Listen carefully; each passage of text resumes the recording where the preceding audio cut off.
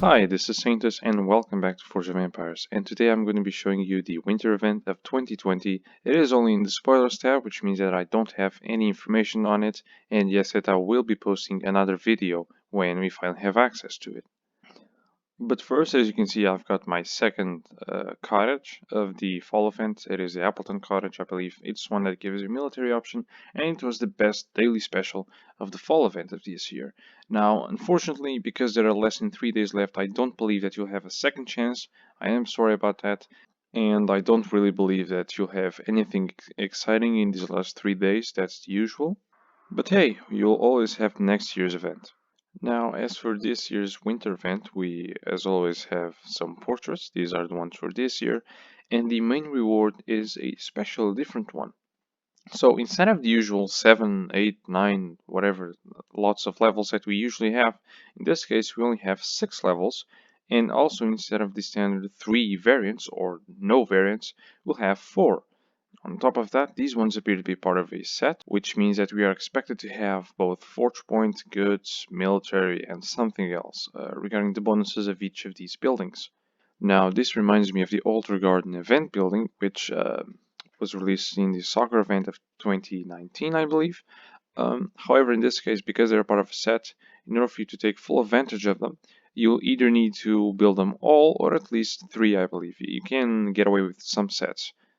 Which means that unlike last year, you cannot really ignore the poor options and just focus on 1 or 2 that are really good, but we'll have to wait and see. But now the main change in this event is the mechanics. So last year's event was reworked, so they changed some of the mechanics, not all of them, but in this case they're going to change them one more time. Now, just to remind you what last year's event was like, essentially you had to earn stars from event quests.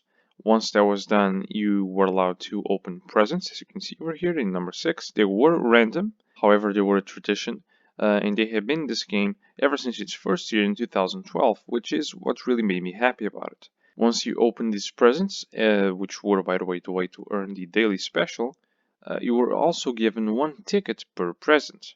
And whenever you spend these tickets, you would be given from 1 to 3 tracks, which would make the train move, and by the end of 20 tracks, you'll be given the grand prize. And the order of the grand prize is standard as in every event, which is alternating between the grand prize and average rewards like wishing well or forge points. By the way, just to comment something about last year's which I did not like was the ability to earn reindeers, which I believe you would be given these reindeers whenever you open the daily special.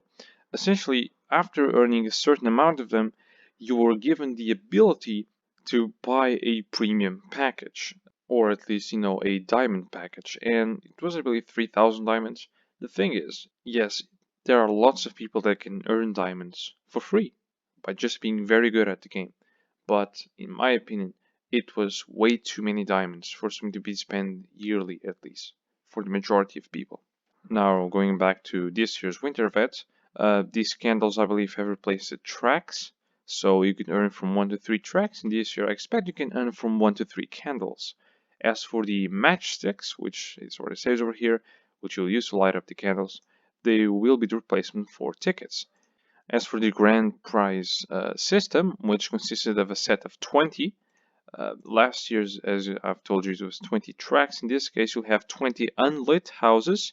As you can see, they're all over here. They will be scattered all over this landscape, and you will be able to light them up with each of these candles. I believe it's 1 per house. But as for the main reward, I honestly don't have a clue. I can't quite figure this out. These keys will be able to obviously open each of these locks, pick locks.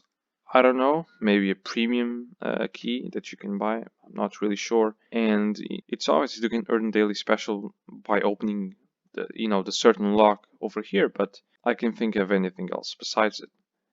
And so that was my quick look into the spoilers we have so far about the winter event. In my opinion, I wish they'd kept the present system, but anyway, that's everything. I hope you're well, and I'll see you next time.